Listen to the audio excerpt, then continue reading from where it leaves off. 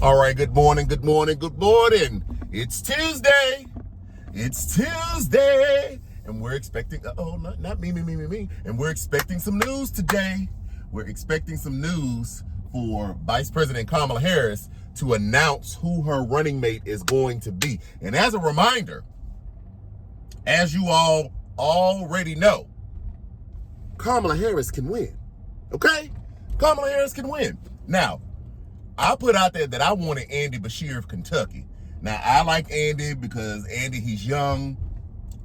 He's a white male. Let's be clear. We still in America, so we know, just for electoral sake, you got to play chess, not checkers. She's going to choose a white man. But he's a young white man. He's a Democrat, and he keeps winning statewide in Ruby Ridge, Kentucky. Of all places, Kentucky. Okay? He won not Secretary of State. He won Attorney General of the state. So that's statewide, running as a Democrat in a Ruby Red state. And he's won governor twice. He's the sitting governor of Kentucky right now.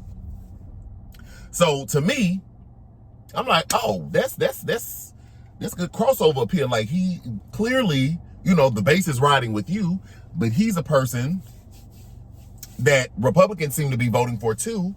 And since there's this large swath of Republicans that don't want to vote for Trump, like that could be a coalition, right? I could see that working. But after all of the reports and everything, we've been hearing, it seems like that Kamala Harris and the Democrats want to shore up the base, if you will, make sure that the blue wall is strong. Pennsylvania, Michigan, excuse me. Oh goodness, the other state escapes me right now. Wisconsin, there we go. Pennsylvania, Michigan, Wisconsin. And so it's looking like it might be Josh Shapiro, right? He's the governor. He's won Pennsylvania. Extremely popular. I think I read, or I think I saw on the news that he won by like a 12 to 15 point lead. It's a huge lead, huge margin of victory. So if you're trying to shore up, the base that you already have, and you absolutely need Pennsylvania, to win. You cannot win the presidency without Pennsylvania. It would make sense to pick him, because the thought process is, if he can win Pennsylvania with this 12 to 15 point lead, then if he's on the ticket will then win Pennsylvania. And because Pennsylvania, Michigan, Wisconsin, they kind of all right there together. They kind of similar in value, ideology, that it'll be a good little sweep, right? Like, they just go ahead and put that in the bucket, as opposed to trying to play for like a Kentucky, which is a red state, which Andy Beshear is winning there, but we don't know that Kamala Harris could win there, So that's what it's looking like. And then, they talked about Mark Kelly, the senator in Arizona. I don't think they're going to touch Mark Kelly, although he used to be an astronaut, which is super cool. Like, how many of us can say we were an astronaut? How many of us have that experience? Like, that's so dope. But because the Senate is so tightly divided, and because Mark Kelly being in Arizona, which was a red state, but Democrats seem to be winning the state, at least, on the, the Senate side for sure, it might be too risky, because it's considered a swing state now. It might be too risky to pick him, to remove him out of the Senate seat, because then someone would have to run for the Senate seat. And so it might be better strategically, because, just because we vote for her and get her in office, the president still needs a House and a Senate, right? And so when you start playing with the Senate, removing people that are there that have won seemingly tough races, it may just throw off the math if you don't have pickups anywhere else, to get that vote back in the Senate. So to me, it's looking like the most viable option is going to be Josh Shapiro, because another Democrat could win that state. And they're trying to make sure that they have that state there. So that's just my theory, that, I wanted Andy, but my theory, based on everything that I'm seeing, is probably going to be Josh Shapiro. It's going to be interesting, because progressives really don't like him, and they've been calling him Genocide Josh because of Israel's war in Gaza, which is interesting in itself as well, because Josh Shapiro has probably been, he's Jewish, by the way, so I guess I should have added that for context.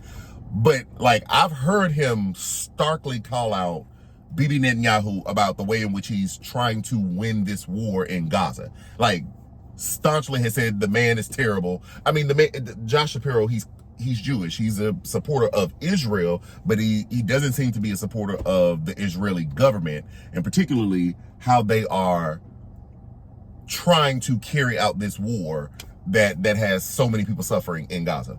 So it will be interesting to see. It will be interesting to see how that plays out, if she picks him, and then how that ultimately plays out. There are supposed to be some protests at the DNC from some Gaza supporter groups. So I would imagine that it could probably get a little heightened, particularly if she picks him, because they're trying to brand him with this nickname. So it'll be interesting to see how it plays out. It really will be. Politically. But yeah, today is supposed to be the day, baby, that we get some news. And I want to hear the news, honey. I want to hear the news. Like, I don't know, are we going to get a presser this morning? Are we going to get just like a statement?